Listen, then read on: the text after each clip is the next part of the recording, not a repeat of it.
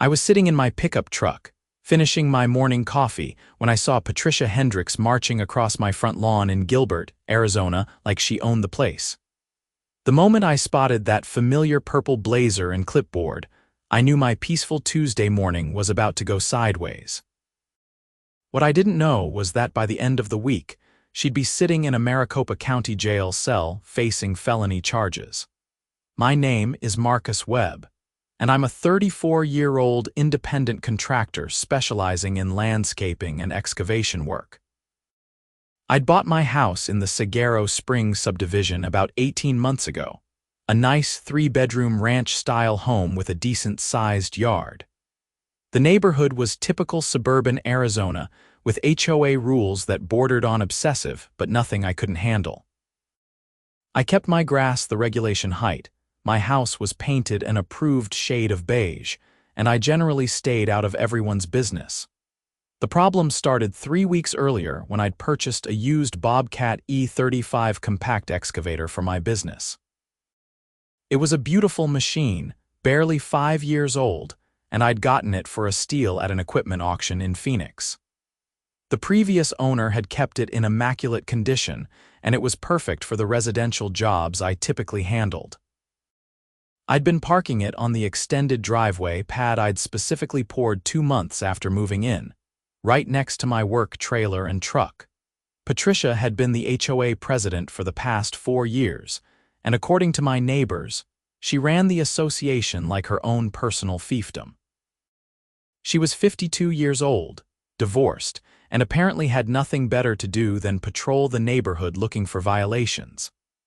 I'd had minimal interaction with her before this, just a warning letter about leaving my trash cans visible from the street for an extra 2 hours past collection time.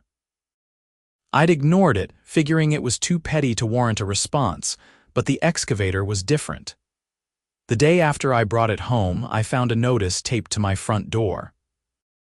It was printed on official HOA letterhead, citing Section 12.7 of the Community Guidelines, which apparently prohibited commercial vehicles and equipment from being stored in view of the street. I'd read through my HOA documents when I bought the house, and I remembered that clause, but I'd also remembered that it specifically applied to vehicles over a certain weight class and equipment that was actively commercial, meaning branded with company logos and used exclusively for business purposes. My excavator didn't have any logos on it. I used it for personal projects too, like the drainage work I'd been planning for my backyard. As far as I was concerned, it was no different from someone keeping a boat or RV on their property, both of which were explicitly allowed under HOA rules. I called the number on the notice and got Patricia's voicemail. I left a polite message explaining my position and asking to discuss the matter. She never called back. Instead, I got another notice 3 days later, this time threatening daily fines of $100 if I didn't remove the equipment within 72 hours. That's when I decided to actually fight back. I pulled out my HOA documents and read through every single page. Sure enough, the restriction on commercial vehicles specifically defined them as vehicles over 10,000 pounds gross vehicle weight or equipment with commercial signage. My excavator weighed about 7,000 pounds, and it was completely unmarked.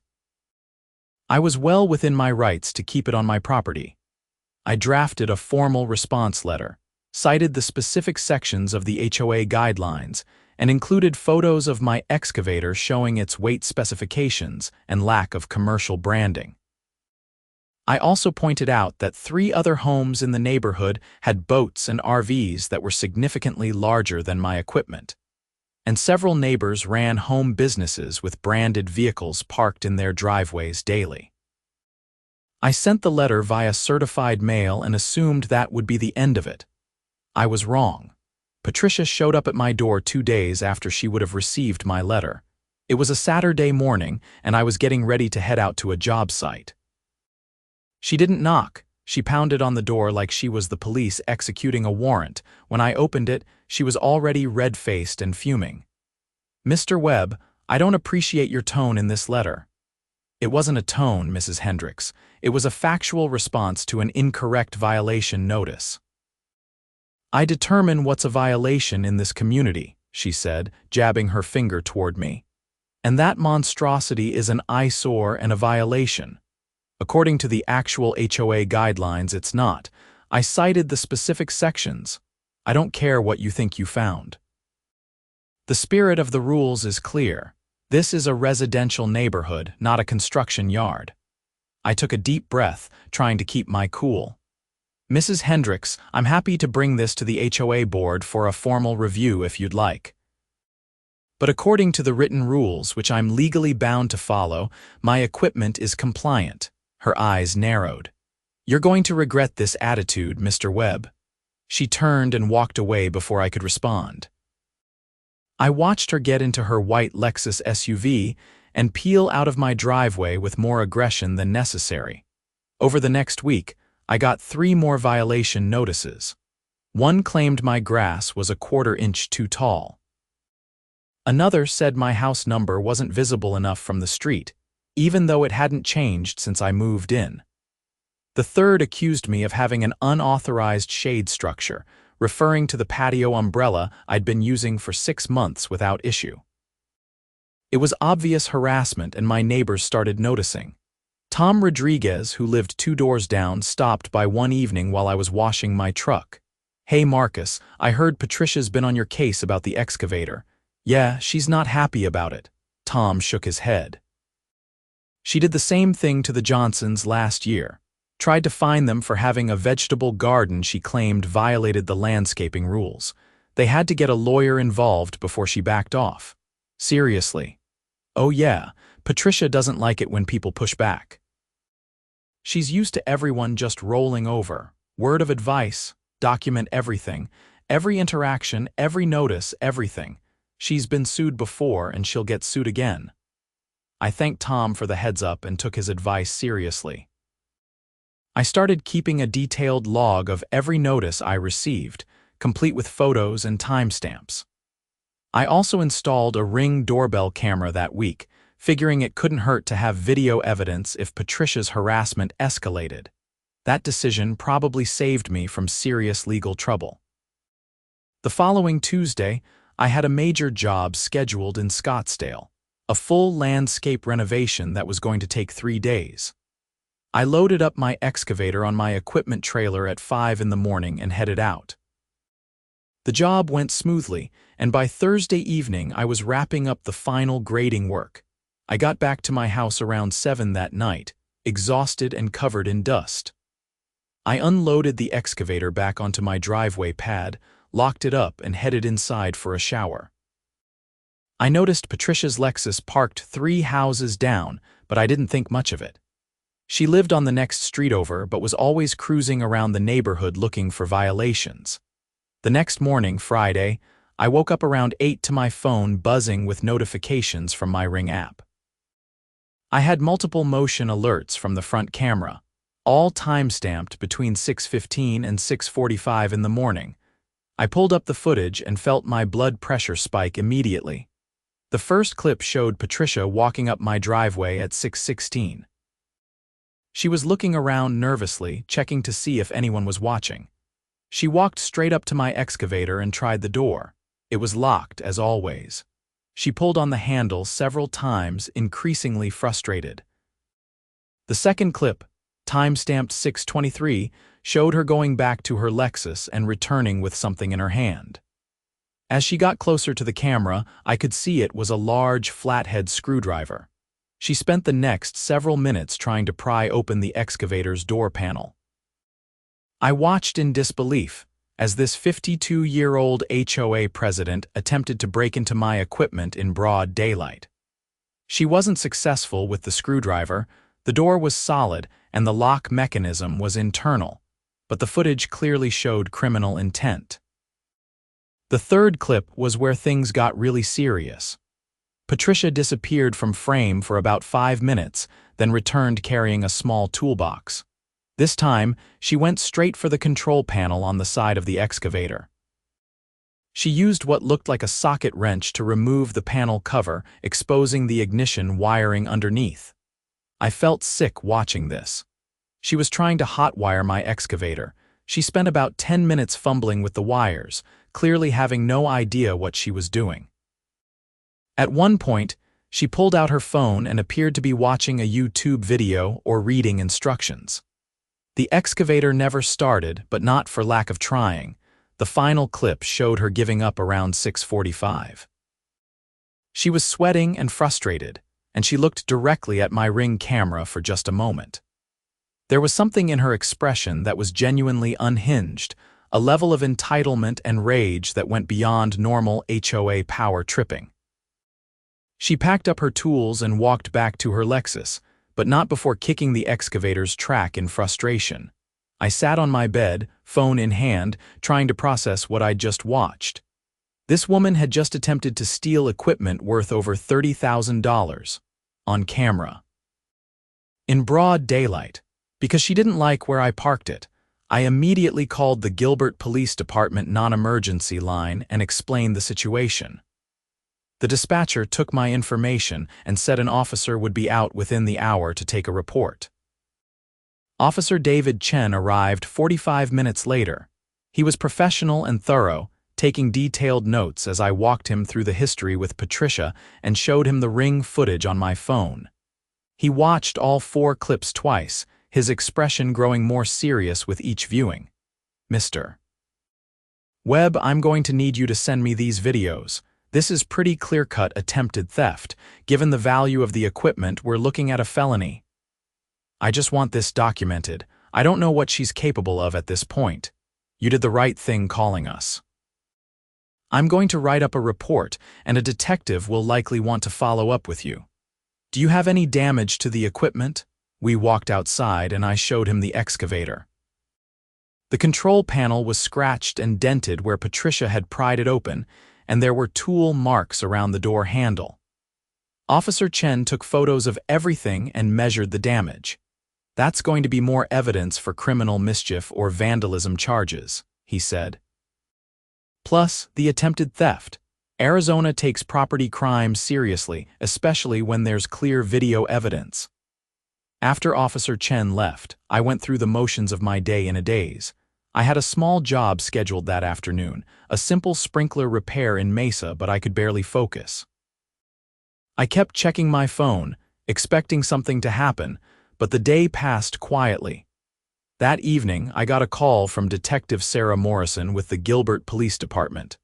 She introduced herself and asked if I could come to the station the next morning to give a formal statement. I agreed and spent the rest of the night trying to relax, which was impossible. Saturday morning, I drove to the Gilbert Police Department headquarters on Civic Center Drive. Detective Morrison met me in the lobby and led me to a small interview room. She was in her early 40s, with short brown hair and a no-nonsense demeanor that I immediately appreciated. "Mr. Webb, I've reviewed Officer Chen's report and the video footage you provided. I want to get a full statement from you, including the history of your interactions with Mrs. Hendricks." I spent the next hour walking Detective Morrison through everything. The initial violation notice, my research into the HOA guidelines, my formal response letter, Patricia's visit to my house, the subsequent harassment notices, and finally the attempted theft. She took detailed notes and asked clarifying questions throughout. "Has Mrs. Hendricks contacted you since the incident yesterday morning?" she asked. "No, I haven't heard from her at all." "That's probably for the best. I'm going to recommend charges for attempted grand theft and criminal damage. The video evidence is very strong, and combined with the documented harassment, we have a clear pattern of behavior. What happens now? I'll submit my report to the county attorney's office. They'll review it and decide whether to file formal charges. Given the evidence, I expect they will. Mrs. Hendricks will likely be arrested and processed. After that, it goes through the court system. How long does that take? Could be a few weeks before an arrest, depending on the county attorney's caseload, but I wanted you to be aware that once this moves forward, Mrs. Hendricks will know you're the one who filed the complaint. Make sure you continue documenting any contact she tries to make." I left the police station feeling both relieved and anxious. relieved that the authorities were taking this seriously, anxious about what Patricia might do once she found out. I didn't have to wait long to find out. That afternoon, I got a call from an unknown number. I almost didn't answer, but something made me pick up. "Is this Marcus Webb?" The voice was male, older professional. "Yes, who's this?" "My name is Gerald Patterson. I'm the vice president of the Saguaro Springs HOA board. I'm calling about a serious matter regarding Mrs. Hendricks and some accusations that have come to our attention." I felt my stomach tighten. "What kind of accusations?" "Mrs. Hendricks has filed a formal complaint claiming that you've been harassing her and making threats. She's requesting an emergency board meeting to discuss your membership in the association." I couldn't believe what I was hearing. "Mr. Patterson, I haven't harassed anyone. In fact, it's the opposite. I've documented weeks of harassment from Mrs. Hendricks, and I've filed a police report because she attempted to steal my excavator yesterday morning." There was a long pause. "I'm sorry, she did what?" "She tried to steal my excavator. I have video footage of her breaking into it and attempting to hot-wire it. The police are investigating right now." "Mr. Webb, I need you to send me that footage, and any other documentation you have regarding interactions with Mrs. Hendricks." "Can I ask why?" "Because if what you're saying is true, and I have no reason to doubt you, then Mrs. Hendricks has been acting far outside her authority as HOA president. The board has had concerns about her conduct for some time, but we've never had concrete evidence of wrongdoing." I spent the next 20 minutes on the phone with Gerald Patterson, explaining everything in detail. He sounded genuinely shocked and apologetic. He gave me his email address, and I sent him all the video footage, photos of the damage, copies of all the violation notices, and my detailed log of interactions. "Mr. Webb, I'm going to call an emergency board meeting for Monday evening. I'd like you to attend if you're willing. We need to address this situation immediately. I'll be there." Sunday passed without incident, but I was on edge the entire day. I half expected Patricia to show up again, maybe with some new scheme or accusation. Instead, the day was eerily quiet. Monday evening, I drove to the community center where the HOA board meetings were held. It was a small building near the neighborhood entrance, mostly used for resident events and monthly board meetings. When I arrived at 6:30, there were already several cars in the parking lot. Gerald Patterson met me at the door.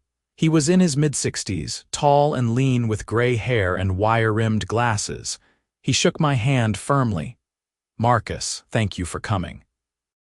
I want you to know that the board has reviewed all the evidence you sent, and we're treating this with the utmost seriousness." "I appreciate that. Patricia is here. She doesn't know that we have the video footage yet." We felt it was important to give her an opportunity to explain herself before we take action. We walked into the meeting room, which had a large conference table surrounded by chairs. Patricia was sitting at one end, her arms crossed, looking smug. There were 3 other board members present: Gerald, a woman in her 50s named Linda Chen, and a younger man named Robert Martinez. Gerald called the meeting to order. "We're here tonight to address a series of allegations regarding conduct involving one of our residents, Marcus Webb, and our HOA president, Patricia Hendricks. Patricia, you filed a complaint alleging harassment and threatening behavior from Mr. Webb. Would you like to explain your complaint?" Patricia sat up straighter, clearly ready for this. "Yes, thank you, Gerald.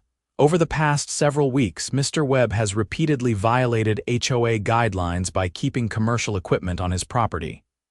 When I attempted to enforce our community standards, he became hostile and aggressive.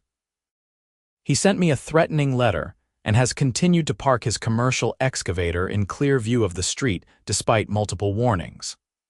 I believe his behavior constitutes harassment and creates a hostile environment for me to perform my duties as president." She delivered this speech with the confidence of someone who'd never been challenged before. Gerald listened without expression, taking notes. "Mr. Webb, would you like to respond?" I took a deep breath. "Everything Mrs. Hendricks just said is false." I've never been hostile or aggressive toward her. I sent a formal response letter citing specific sections of our HOA guidelines that permit my equipment because it falls under the weight limit and has no commercial branding. The only hostile behavior has been from Mrs. Hendricks, who has sent me multiple retaliatory violation notices for frivolous issues after I challenged her initial notice. Patricia scoffed. That's absurd.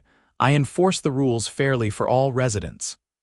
Then explain why you tried to steal my excavator last Friday morning. The room went completely silent. Patricia's face went pale, then bright red. I did no such thing. This is exactly the kind of slanderous accusation I'm talking about, Gerald interrupted her. Patricia, before you continue, I need to inform you that Mr. Webb has provided the board with video footage from a security camera that appears to show you attempting to break into and steal his excavator. We've all reviewed this footage. You could have heard a pin drop. Patricia's mouth opened and closed several times, but no sound came out. Gerald continued. The footage clearly shows you attempting to pry open the excavator door, then removing the control panel and attempting to access the ignition wiring. The timestamps show this occurred over a 30-minute period last Friday morning. Mr. Webb has also filed a police report, and the matter is currently under investigation. Patricia found her voice. That's taken completely out of context. I was simply inspecting the equipment to document the violation, with a screwdriver and socket wrench. Linda Chen spoke for the first time, her voice cold. Patricia, I've been on this board for 6 years. I've watched you bully residents and abuse your position repeatedly, but this is criminal behavior. I want to see this alleged footage, Patricia demanded. Gerald opened his laptop and turned it toward the center of the table. He played all 4 Ring videos in sequence. I watched Patricia's face as she watched herself on screen. She went from defiant to panicked to defeated in the span of 5 minutes. When the videos ended, Robert Martinez spoke up. Patricia, I move that you be immediately removed as HOA president and from the board entirely, effective immediately. Your actions have exposed this association to serious legal liability and have violated the trust of every resident in this community.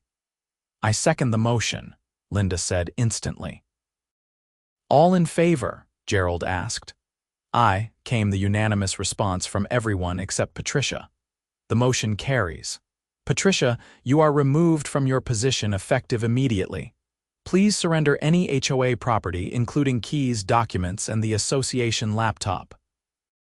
Patricia stood up, shaking with rage. You can't do this. I'll sue all of you. I'll sue this entire association.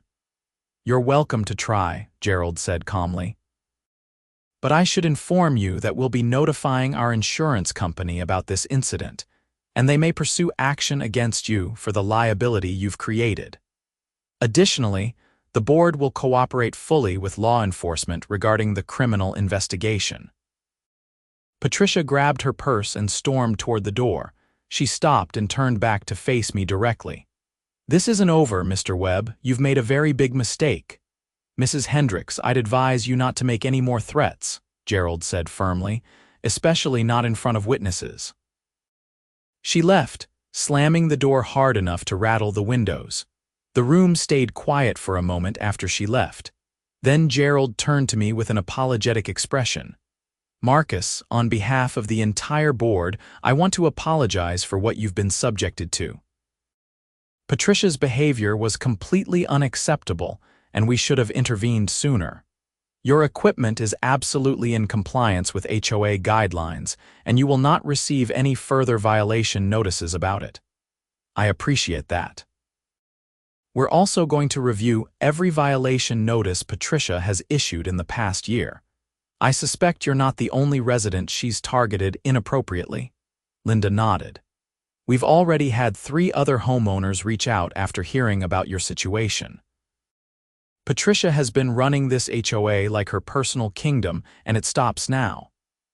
I left the meeting feeling vindicated but also emotionally drained. The confrontation with Patricia had been intense, and her parting threat still echoed in my mind. I knew this wasn't really over yet. The next morning, I was proven right. I woke up to another Ring notification, this time from my backyard camera. I'd installed a second camera covering my back entrance after Patricia's attempted theft, figuring it was better to be overprepared. The footage showed Patricia entering my backyard through the side gate at 2:15 in the morning. She was dressed in dark clothing and carrying a can of spray paint. I watched in disbelief as she walked up to my excavator and began spray painting words on the side. The paint was silver, standing out starkly against the yellow metal of the excavator. She wrote "thief" in large letters on one side, then walked around and wrote "criminal" on the other side. She stood back to admire her handiwork, then pulled out her phone and took several photos. My hands were shaking as I immediately called Detective Morrison's cell number.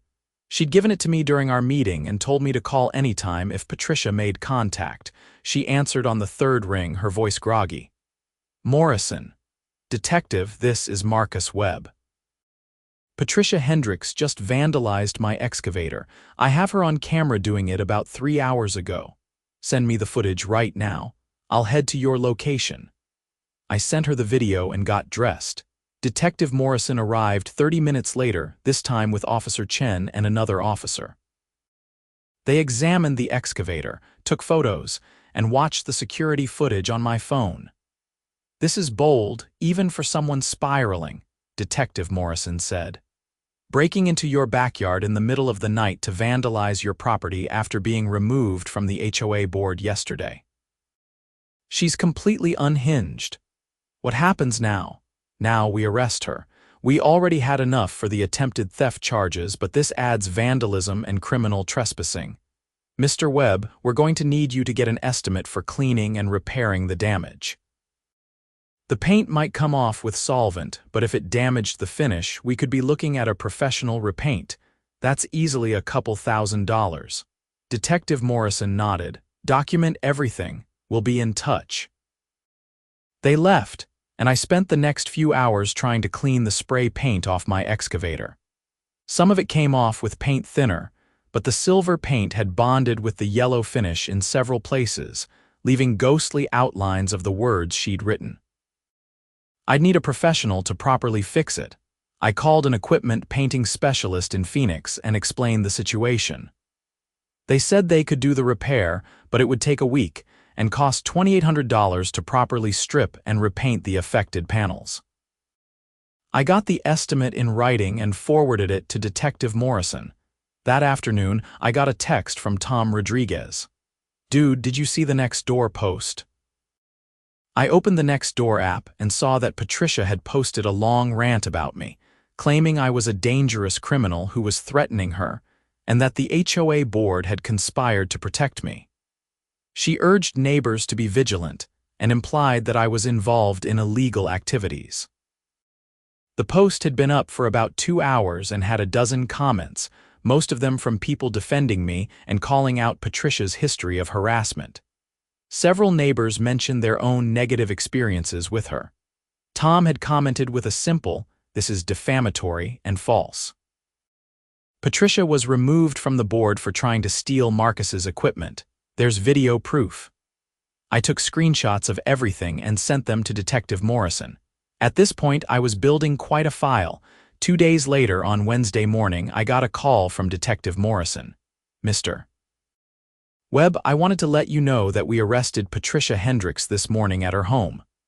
She's been charged with attempted grand theft, criminal damage, criminal trespassing, and vandalism.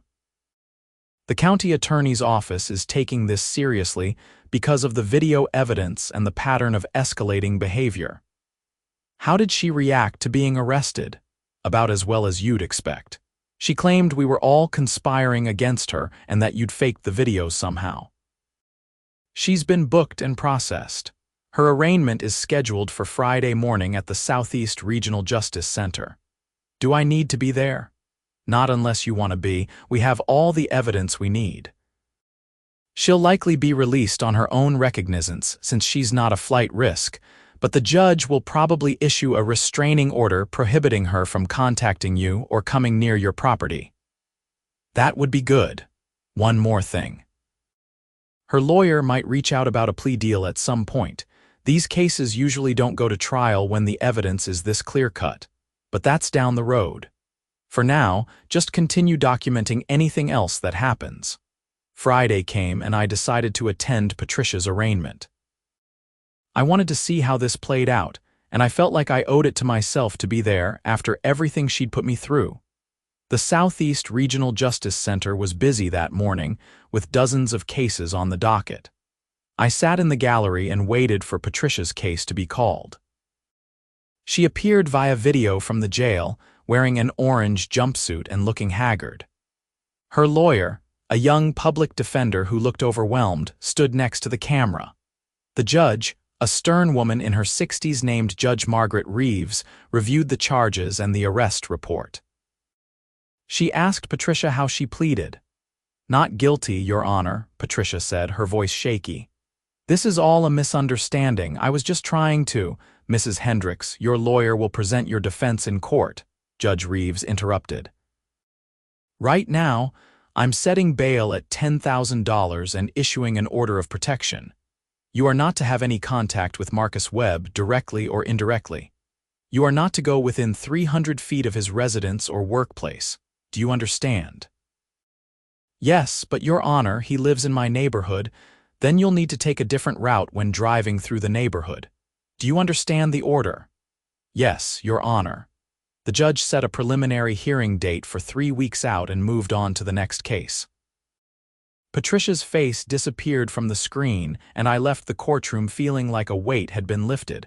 Over the next few weeks, life slowly returned to normal. I got my excavator repainted, and the specialist did an excellent job matching the original color. I sent the invoice to the county attorney's office for restitution. The HOA, now under Gerald Patterson's leadership, sent a formal letter of apology and reimbursed me for the cost of installing the security cameras. They also voted to amend the HOA guidelines to make the equipment restrictions clearer and more reasonable. I heard through Tom that Patricia had bonded out of jail and was essentially a pariah in the neighborhood. Several other residents had come forward with their own complaints about her behavior, and there was talk of the HOA pursuing a civil lawsuit against her for her actions while serving as president. The preliminary hearing came and went. Patricia's lawyer tried to argue that the video footage was inadmissible or that her actions didn't constitute attempted theft, but the judge wasn't buying it. The case was bound over for trial. About a week after the preliminary hearing, I got a call from a lawyer named David Krasno. He introduced himself as Patricia's new private attorney and asked if I'd be willing to meet to discuss a possible resolution. "What kind of resolution?" I asked. "Mrs. Hendricks is willing to accept responsibility for her actions and negotiate a plea agreement. Part of that would involve making full restitution to you for all damages and costs you've incurred. I'm listening. Would you be willing to meet? My client would like the opportunity to apologize to you directly." I was skeptical, but I was also curious. I agreed to meet at Krasno's office in downtown Gilbert the following Tuesday. When I arrived, Krasno met me in the lobby and led me to a conference room. Patricia was already sitting there, looking diminished and defeated. She'd lost weight, and her usual imperious demeanor was completely gone. "Mr. Webb, thank you for agreeing to meet," Krasno began. "My client has asked for this meeting because she wants to take responsibility for her actions and apologize." Patricia looked up at me and I saw tears in her eyes. "Mr. Webb, I'm so sorry. I don't know what came over me. I've been under a lot of stress and I let the power of being HOA president go to my head. What I did was wrong and I know I can't undo it, but I want you to know that I'm getting help and I'm trying to make things right." I didn't know what to say. Part of me wanted to tell her that her apology meant nothing after what she'd put me through. But another part of me recognized that she was genuinely broken by this experience. "Mrs. Hendricks, you tried to steal my property. You vandalized it when you couldn't steal it. You harassed me for weeks before that. An apology doesn't fix any of that." "I know," she said quietly. I know I can't fix it, but I'm willing to do whatever I can to make restitution. I'll pay for all your damages, your legal costs, everything. I just don't want to go to prison." Krasno stepped in. "We've been in discussions with the county attorney's office about a plea agreement. Mrs. Hendricks would plead guilty to attempted theft and criminal damage. The other charges would be dropped. She'd be sentenced to probation, community service, and would be required to pay full restitution to you. She'd also have a felony conviction on her record. What's the alternative? If this goes to trial and she's convicted on all charges, she could face up to 5 years in prison. Given the video evidence, a conviction is highly likely." I thought about it for a long moment. I wasn't interested in vengeance. I just wanted to be made whole and to make sure Patricia couldn't do this to anyone else. I want full restitution for everything. The excavator repair, the security cameras, the time I lost dealing with this situation.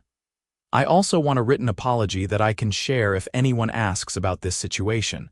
And I want assurance that the felony conviction means she can't serve on an HOA board again." Krasno nodded. "Arizona law prohibits convicted felons from serving as HOA board members. As for the restitution, we can work out a detailed accounting of all your costs." Over the next hour, we hammered out the details. Patricia agreed to pay restitution totaling $4,200, which covered the excavator repair, the cameras, time off work, and my legal consultation fees. She also agreed to write a formal apology letter that I could share publicly if needed. 3 weeks later, Patricia appeared in court and formally pleaded guilty to 1 count of attempted theft and 1 count of criminal damage. Judge Reeves accepted the plea and sentenced her to 3 years of supervised probation, 200 hours of community service, and ordered her to pay full restitution to me within 90 days. She also ordered Patricia to continue mental health counseling as a condition of her probation. The whole ordeal was finally over. I received the restitution check 2 months later along with a handwritten letter from Patricia. The letter was brief but seemed genuine. She apologized again and said she was working on herself and trying to understand why she'd acted so irrationally. She hoped I could eventually forgive her, though she understood if I couldn't. I never responded to the letter. Some things don't need a response. Life in Seguero Springs improved dramatically after Patricia's removal from the HOA board. Gerald Patterson turned out to be a fair and reasonable president. He rolled back a lot of Patricia's more draconian rules and focused on actual community improvement rather than petty enforcement. The neighborhood felt friendlier, and several neighbors told me they appreciated me standing up to Patricia. My business continued to thrive. The excavator, now freshly painted and running perfectly, stayed parked on my driveway without any further complaints. I picked up several new clients in the neighborhood who'd heard about the situation and wanted to support someone who'd stood up to HOA tyranny. Tom Rodriguez and I became good friends. We'd have beers on his back patio some evenings and laugh about the whole crazy situation. He told me that Patricia had quietly moved out of the neighborhood about 6 months after her conviction. Nobody knew where she went, and nobody really cared to find out. The story spread beyond just our neighborhood. A local news station picked it up after someone tipped them off about the court case. They ran a segment about HOA overreach and featured my Ring camera footage. It went viral on social media, and I got messages from people all over the country sharing their own HOA horror stories. I even got interview requests from podcasts and YouTube channels that focused on HOA issues. I declined most of the interview requests. I'd never wanted to be the poster child for HOA resistance. I just wanted to park my excavator on my own property in peace. But I did agree to speak at a community meeting organized by the city of Gilbert about HOA regulations and oversight. I shared my story and advocated for stronger protections for homeowners against HOA abuse. Several other residents shared similar experiences, and the city council eventually passed new ordinances requiring HOA boards to undergo training on property rights and proper enforcement procedures. It felt good to turn a negative experience into something constructive. About a year after the whole incident, I was working on a landscaping project in Mesa when I got a call from an unknown number. I almost didn't answer, but something made me pick up. "Mr. Webb, this is Sarah Morrison. We spoke last year about the Patricia Hendricks case." "Detective Morrison, yes, I remember. Is everything okay?" "Everything's fine. I'm actually calling with some interesting news. Do you remember how Mrs. Hendricks claimed she was just under stress and made some bad decisions?" "Yeah, I remember." "Well, it turns out that wasn't entirely true. We've been investigating some financial irregularities in the Sagaro Springs HOA during her tenure as president. It looks like she may have been embezzling funds for several years. We're talking about possibly $60,000 or $70,000. I felt my jaw drop. "Are you serious?" "Very serious. The new board started auditing the finances and found numerous unexplained expenses and missing documentation. They brought it to our attention, and we've been working with a forensic accountant. We're probably going to file additional charges." Wow. I knew she was corrupt, but I didn't think it went that deep. People who abuse power in one area usually abuse it in others. Her probation officer is going to be notified, and she'll likely be arrested again soon. I thought you'd want to know. "I appreciate the call, Detective." After we hung up, I sat in my truck for a while, processing this new information. It made sense in a weird way. Patricia's obsessive need to control everything, her defensiveness about being challenged, her complete disregard for rules when they didn't suit her. Those weren't just personality flaws. They were the traits of someone who'd been getting away with criminal behavior for years and couldn't handle being exposed. The news about the embezzlement broke publicly about a month later. Patricia was arrested again and charged with multiple counts of theft and fraud. The HOA filed a civil lawsuit to recover the stolen funds. According to the news reports, she'd been using HOA money to pay for personal expenses, vacations, and home improvements. She'd falsified records and created fake invoices to cover her tracks. The second criminal case moved slowly through the courts. Patricia's lawyer tried various legal maneuvers to get the charges dismissed, but the evidence was overwhelming. Eventually, about 18 months after my initial confrontation with her, Patricia pleaded guilty to multiple felony counts and was sentenced to 4 years in Arizona State Prison. I didn't attend that sentencing. I'd moved on with my life, and I didn't need to see her final downfall in person. But I felt a sense of justice, knowing that her pattern of abuse and criminality had finally caught up with her. The Sagaro Springs HOA recovered most of the stolen money through insurance and Patricia's eventual asset seizures. Gerald Patterson led a complete overhaul of the HOA's financial controls and governance structure. They implemented regular audits, required multiple board members to approve any significant expenses, and created a system for residents to anonymously report concerns about board conduct. It became a model for how an HOA should operate, which was ironic considering how dysfunctional it had been under Patricia's leadership. As for me, I eventually expanded my business and hired 2 employees. I bought a second excavator and a larger truck.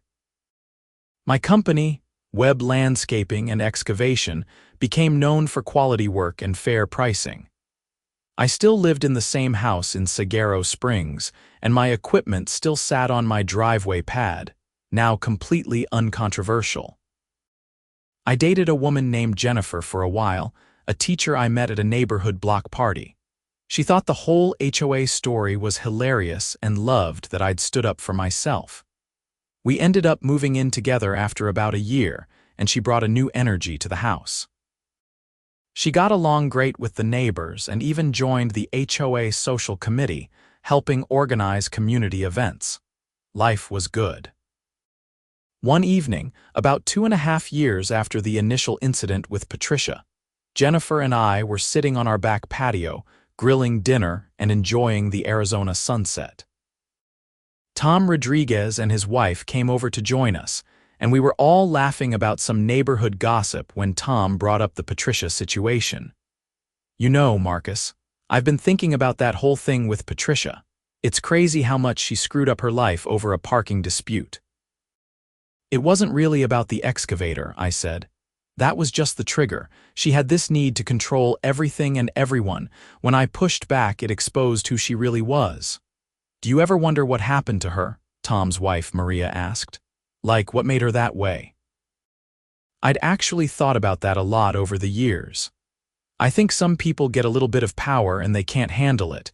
They start believing their own importance.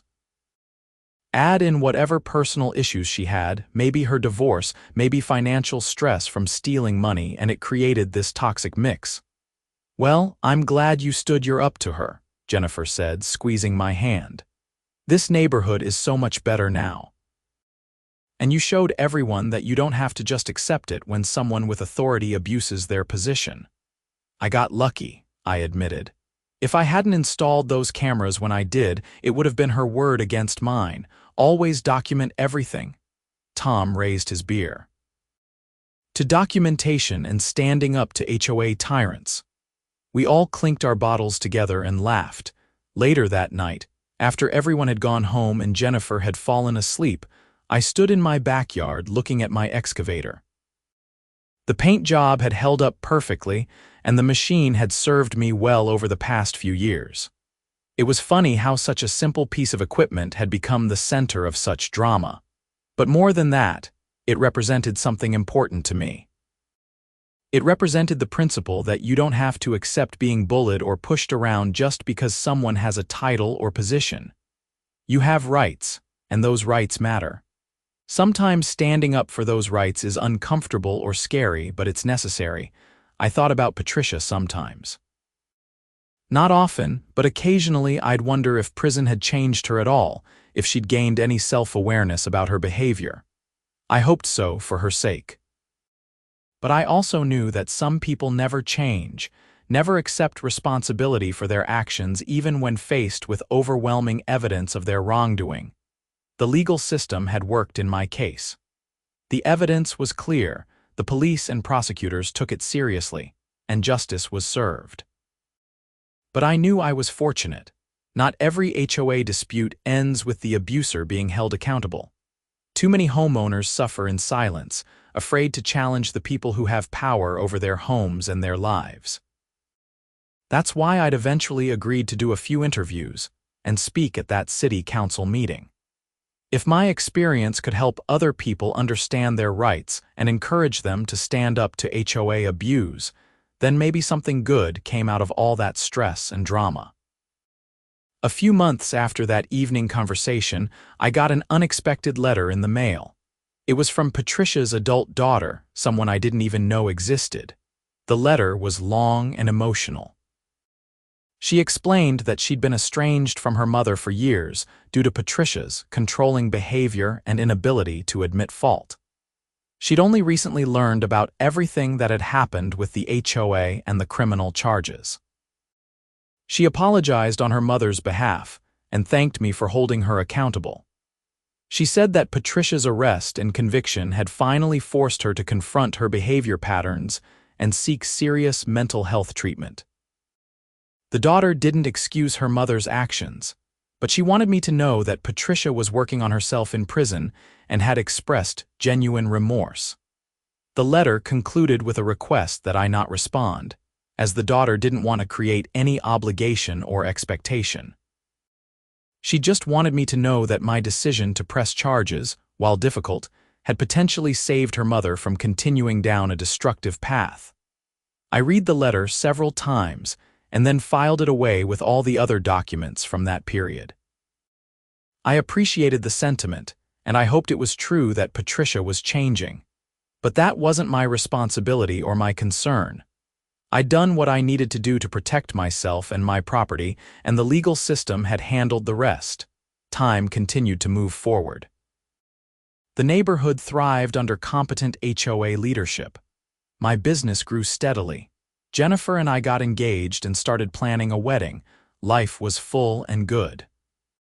Every once in a while, when I was loading my excavator onto the trailer for a job, I'd remember that Ring camera footage of Patricia trying to pry open the door with a screwdriver.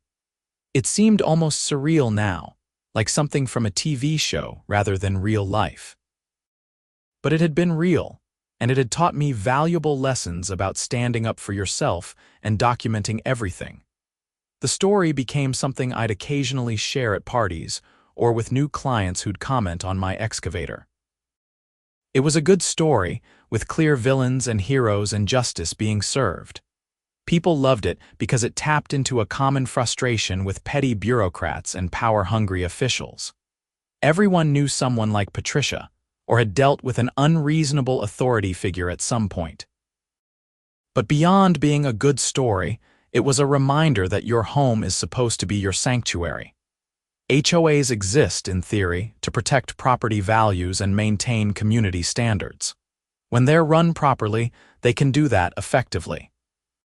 But when they're run by people like Patricia, who use the position to feed their ego and line their pockets, they become instruments of harassment and abuse. Homeowners need to know their rights. They need to read their HOA documents carefully and understand what the rules actually say, not just what power-hungry board members claim they say. They need to document interactions and keep records, and they need to be willing to push back when someone oversteps their authority. That doesn't mean being confrontational or difficult for no reason. It means standing firm when you're in the right and not being bullied into compliance with demands that aren't legally justified. In my case, I had clear evidence that I was following the HOA rules. My excavator met all the specified requirements. Patricia didn't like it anyway, and she tried to use her position to force me to comply with her personal preferences rather than the actual rules. When I wouldn't back down, she escalated to criminal behavior. The cameras saved me. Without that video evidence, it would have been much harder to prove what happened. Patricia could have claimed she was just inspecting my property or that I was lying about the attempted theft. The clear video footage made it impossible for her to deny what she'd done. That's why I always recommend to other homeowners, invest in good security cameras. They're not that expensive, especially compared to the cost of legal disputes or property damage. And in situations like mine, they provide undeniable evidence of what actually happened. Looking back on everything, I wouldn't say I was glad it happened. The stress and hassle weren't worth having a good story. But I was glad I stood up for myself. I was glad I didn't just cave to Patricia's demands or try to avoid confrontation by moving my excavator somewhere else. Giving in to bullies just encourages them to keep bullying. The neighborhood eventually replaced the community entrance sign, updating it with a new design and removing Patricia's name from the dedication plaque where past HOA presidents were listed. It was a symbolic gesture, but it represented a new chapter for Saguaro Springs. A chapter where residents were treated fairly and board members saw themselves as servants of the community rather than rulers of it. Gerald Patterson served as president for 2 more years before stepping down and passing the role to Linda Chen.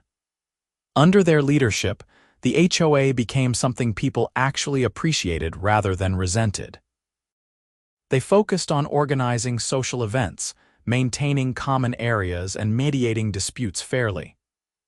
Violation notices became rare and were only issued for legitimate problems, not petty grievances.